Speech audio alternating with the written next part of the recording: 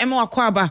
embra ya nopa kasia tu disa Ghana sorry kasie esoi ene eye eda ebna dabosumi ensia de etosu edinsia wa fempim mienu ni eduonu ensia emu aseda enkoma cars estate Ghana te dan de nyina ye betena ni ano ye din sei dia wo mo ne bo ye chidomo ni ye den semati ate se ye man Ghana ne performance so ebesomo afi kase ye hye na posu bi Ghana man pani won monyafo John Dramani Mahama enwa day anamsifo fin man so eba na kachi kita ngudi ekoso no bedi mu nchemi bo abesom sa so enna won monyamfo eyeso fire ekufo o den krata ba se di break kura no se council of state wa resign no won monyamfo eye Felix Kwacho fosu esu de mu nchemu aba ewakasie mu si wekonsem fufuro mu dia na enramra sebedwemfo kwa setena de pie mu ekofa se oba bekọ awo so na ekirasem bebre na awo obawie kura na yade eno asa akofa aba no omobobo hu akasie maje brese bedi enchemu eba beso medofo no pe yensem bi eka we hu ena matena sie se mede ba beso mu Mothers FM yes somosompa ekwi akode yabwa sare enimidin afeka sie no yendom esukwe Ghana mampani won monyafo John Dramani Mahama enwa day anamsifo finkrofo man so edomani tremu ewo na kache wonwa efi eye Russia Poland eye Inosia ena afe Tanzania ene mrebi ekeka ho wonmo nyina adomani tremu Ghana mampani akache wonmo na antesie nyina ne se won ba be mo man Ghana mo piafo and afesu nkita ngudi edasa amman mienu eyade ebegina branepa eye baby omodi omani ekyereye eyo man Ghana Jubilee House hono omodi omani ekyereye na hona Ghana mampani won monyamfo John Dramani Mahama ede nsem bi babonten nesma wokan nan say enye say bi omodi to manamo ede abahanti na ekyer nkita ngudi edo muntem na acha bi sa amman wenyina no enkita ngudi eyade egina branepa eye wo show man Ghana emprempren economy egina brane ya wonim sesa amman wodo yin etutu omonan edne ba akachi ede omudwumedi esronko be hye mo man Ghana bia bekoye ede ama wo mo we ni ensem o man Ghana mampani ede tudwa of accreditation from your respective heads of state accrediting you as their representative to the Republic of Ghana. I wish to formally welcome you to Ghana and to assure you of my government's friendship, cooperation and support as you formally begin your respective diplomatic missions in Ghana. Your presence here at the presidency, the seat of Ghana's government, is a reminder that despite our differences in geography, in history, culture, and the level of socio-economic development, Ghana and your nations remain connected by shared aspirations and the desire to pursue friendly relations. As a peace-loving member of the United Nations, Ghana is committed to the purposes and the principles of the Charter of the organization and its objectives for international peace, prosperity, the dignity of all people, and a commitment to a more just and equitable international order. I therefore encourage your full and active engagement to identify and develop new areas of meaningful cooperation that will positively affect the lives of our two peoples. To High Commissioner Ronald Mikalev of Malta, I warmly welcome you to Ghana and reaffirm our commitment to the strong partnership that has been built with your nation, Malta, which is anchored on our shared Commonwealth status. Ghana mampani won monyamfo John Dramani Mahama ne ekotien anso ho a wosaso ejina simpie so e de kire wo mo se sempre mo show man Ghana bibia ekototin e de amaye enti se emra so se wo mo de dwumedie kese na investment kese e ba be him e wo dwumedie ahodo ekoso man Ghana mampani e kire se eno ye dwumedie wo mu nu wo ho krada eno nti no obese wo ma ada se wo mo fa enkra no so nkom mo mpanyimfu wo mo wa man wo si wo man emu se wo betimi aba be investment kese Ghana, Excellencies, ladies and gentlemen, Ghana today is pursuing a bold program of economic transformation aimed at creating sustainable jobs, expanding opportunities for our young people, and building a resilient economy. Through our 24-hour economy initiative, agricultural modernization agenda, industrial programs, digital transformation, and energy sector reforms, we are creating an environment that supports investment, innovation, and inclusive growth. We invite businesses from your respective countries to jointly invest with their counterparts in Ghana in areas of opportunity such as agriculture, in manufacturing, in mining, in energy, infrastructure development, technology, logistics, tourism, healthcare, and education. Ghana offers strategic access to a continental market of more than 1.4 billion people. And we believe that as the host of the Secretariat of the African Continental Free Trade Area, stronger economic partnerships between your respective countries and Ghana can serve as an important gateway to the wider African market. The world today faces unprecedented challenges: climate change, conflict, terrorism, violent extremism, cyber threats, food insecurity, irregular and illegal migration, and economic uncertainty are but a few of the dominating headlines. These challenges demand our collective action. Yes, Abo! Mothers FM!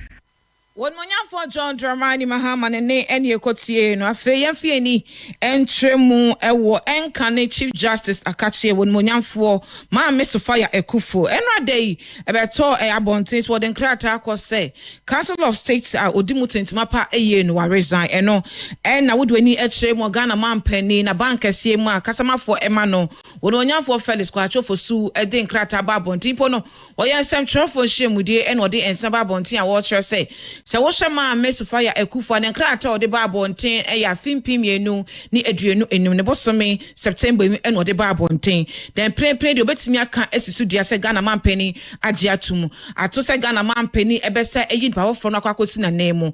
Ghana mampani ema na mopa ye so ba ye no so obesom ye se Council of State de bo a man Ghana na wo shema Mesofaya Ekufo ne nsem ya wo bia enim ade cropotinti a wo se wa resign anase de bire kura no se Council of State no wodia ato na nsusia ba akwa ba bontin a ekere se wo hye enkane eye maame eye maame ya no ye chief of staff a no edimu tintima pa eye e wo man Ghana akache na nso emremu no Ghana mampani betina kunya kase eso no onye chief of staff be emremu no edimu tintima pa eye na nso Ghana mampani betina kunya kase aso hu ne hwi ntu akonya eno no mpanyimfo tena so bobo ho a eno na ma Mesofaya Ekufo ekere se nipa 31 ekwoto aba no 30 ye wono kwa na ye no enti no na ekọ ye no na ese wono a we ene wo kire se no nya ade ane bobjo so eno enti aba abonten se no krampo eti meka ho na so de cropoti yentimi ensi sudua eno onyamfo Felix Kwachofo su ekire se ne nkrato de ba abonten se de ontimi enya adwuma ne biem no Ghana mampani asom of the resignation of Justice Sofa A.B. Akufo. I can confirm that indeed Justice Sofa A.B. Akufo has resigned from her position as a member of the Council of State. She submitted a letter in September 2025 to the President indicating her desire to resign. She did not disclose the reason for wanting to resign. When the President received the letter, he was required then to indicate his acceptance of the resignation, but at the behest of the Council of State, he had to hold on because they said they wanted to engage Justice Sofa Akufo to see if there was some grievance that she had that was informing the resignation and whether or not there was a way that it could be addressed. So they asked the President to hold on with the acceptance, but they got back and said that they had engaged, and as far as they were concerned, the resignation could be accepted. So the President has formally accepted her resignation and she's no longer a member of the Council of State. 102.7 Monyamfo Felix Kwachofo Sulene eni ekotie nature se wo hwe enkane no Chief Justice Ghana mampani ba wo hwane to akonwa maame eye Gertrude Esaba Arabatokonu. If you had to akonya mpanyifo kwatena atoto aba nipa 31 no wono pe energy name na 30 ne ye na ma Mesofaya kyerɛ sɛ no a Crawford kyerɛ sɛ no so eka ho no de ne nkrata aba abonten sɛ sɛ de bra no wontimi enkura bi yankɔ ensɛmfofom ne afie ni entremu ɛwɔ mmarahyɛbadwam ɛno mmarahyɛbadwamfo kwa asetena the name on bobo won't be any of my gun ya pomudin and won't teach you any ma. So Babekwa befa your funeral so me and kono, no bekwa was so we are seeing now baby crash of the idea and no a woman send be bring it's me babonting and no mu and a deputy minority leader national chairperson Emma parliamentary caucus and no no young for Patricia Apia J. Would you not see PSO then send babonting a watcher say masopa ye say idea or bakwa was no hakotia babonting a baby and won't send be bring a idea a man yep in your pie and now say and penny for a best sorry wakati true and yes say yes she apomudin so no bet me bibia send your bear sa ya dena and no bet me abrasi what in same say and a babonting. Understand that the government has a national fistula strategy, but it needs to be updated. The universal health coverage, national health insurance scheme, and Mahama Cares are all policies and initiatives that can support interventions to prevent and repair fistula cases. But Honorable Speaker, with an estimated 7,000 to 12,000 fistula cases between barely 60 to 200 cases repaired per year, Ghana cannot achieve the target of the global campaign to end obstetrics fistula by 2030. On bonya for Patricia Apia Jane ne any kotie no e we no da so wo mrasebe dwem no James Neni Emma Parliament Health Committee won also edin chemu by a water say mrasebe dwem for your masetina anas o so your mafemu de no na so ya e hwe o my Ghana apomudin so eso bom homoden no emra so setime mu force beti ase e fa sa ya de ho no won de osu say esa dusua sonko ene kwa abont se ne be atime force so e beti ase teenage daughters, the young ones, those between 14, 15, 16, 17, 18, who anatomically or biologically are not well developed. Let us advise them to avoid teenage pregnancy, because even though it affects all age groups, they are the most people that are at risk. And so we should advise them, because their pelvic is not yet ready, or the size of their pelvic is not yet ready for a baby. Ne krakra no e wosa ensem kron na musuma sebedwani e mamamfo e wosalaga impesuaso wono so eno ade wogine mu e wo masebedwe mu mpo e den sem babontin a wotre se wo hye wo ba e bekwa wo so ene yade a emu ebefa no ene mu sem bebra wosre empanyimfo se education ene enkoso pa ye visa sa yade no e maya ene maamefo nyina e yade a ekum no enim se wo mfie ene anase enum wo ba bia wodu ni panyimfie so abosom kwanto wotimi kobi nko ade eno trese wono so betimi afa yefunu eno no ene mbasa yade na atiate se. The demographics, it talks about young people, it talks about early marriages, it talks about uneducated women, and it talks about even women who are full-time housewives. These women clearly lack the awareness and what they have to do during such circumstances. Apart from looking at how expensive it is to treat this condition, I think we have to begin to look at what we can do to enable a reduction or a complete eradication of this condition. The condition will remain with us until we are ready to invest in health facilities in our localities. Mothers FM. Yes, some pa. Sawadweni etremu asante mante ma MPP ne nkrabato ho dwamtenani eye wonmonyamfo chema wuntumi enye entwibo osiako na hotedin ene chema wuntumi yenim se quarter kwaniaba wakosa ni na efa akontamines ene de care council boy de aboni ni na woko no oba sa na wachi echemu no ene beto abonten se ne lawyer Andy Apia Kubi etrese say no de nkrata akoma court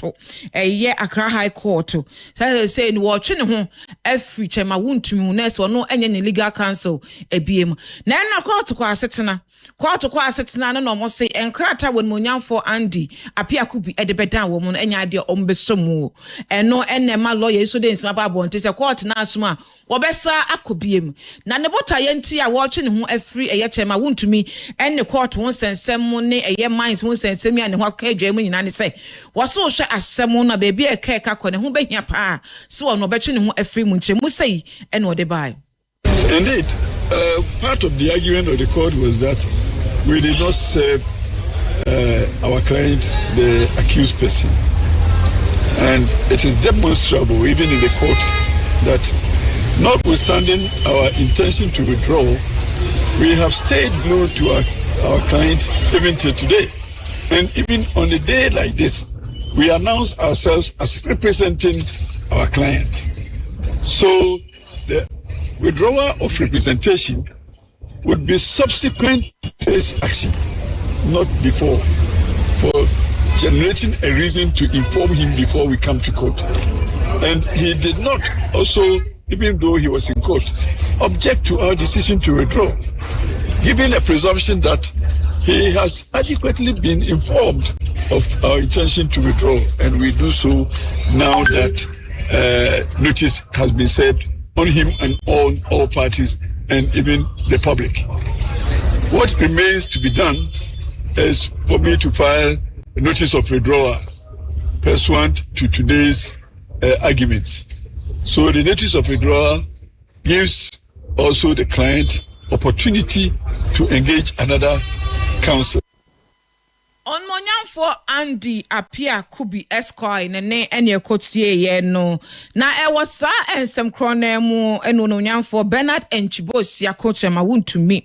eso de nkrata ababonten se won monyanfo apia kubi esquire say de wo twe ne ho afemu se legal counsel dia eno dey a court kwa asetena a won monyanfo apia kubi nkrata court che se won jintum na eno no nyanfo che ma wuntumi eso de nkrata ababonten se wono so appoint a lawyer samo attachia se won na meye ni lead defense counsel e wan sema ne court nsema e kokoso enyenemu wono nyafo chema wuntumi e kire se sa ensemo e yade e beboa pa eye na wo hwe ne nsem ne court ho a wo di akone abeya e no yade e beboa wonim se wono nyafo Andy apia kubi esquire wabon homoden pa eye e mraso se bebi a wodi esi no wono nyafo samo attachia wono so e lawyer wono ba betoa so se ne ebeya nkunimde betimi akono abra court beko asetena biemu ebeka se wo bua asem no.